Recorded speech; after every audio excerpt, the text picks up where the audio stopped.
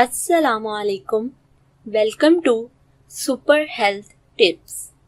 उम्मीद करती हूँ आप सब खैरियत से होंगे। मोटापे का सस्ता इलाज, पेट कम करने की अहम आदत। आजकल मोटापा आम है।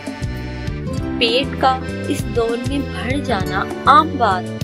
मर्दों ख़वातीन आजकल परेशान रहते हैं, इसीलिए हम मोटापे पर बहुत से नुस्खे बता चुके हैं। आज हम आपको मोटापा खत्म करने के लिए 15 पॉइंट्स बताएंगे। आप चाहें तो ये सब इस्तेमाल कर सकते हैं, वरना एक तो जरूर इस्तेमाल करें।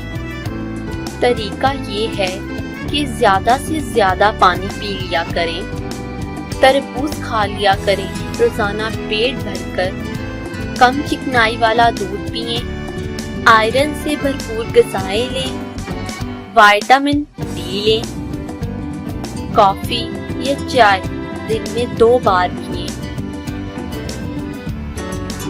रेशेदार ग़िज़ाएं खाएं, कम मसाले वाले खाने खाएं, सुबह का नाश्ता जोरों करें, पानी ताज़ा या नीम गर्म पिएं। ज्यादा बैठने से बेहतर ज्यादा खड़े रहें। जल्दी सोने की आदत अपनाएं।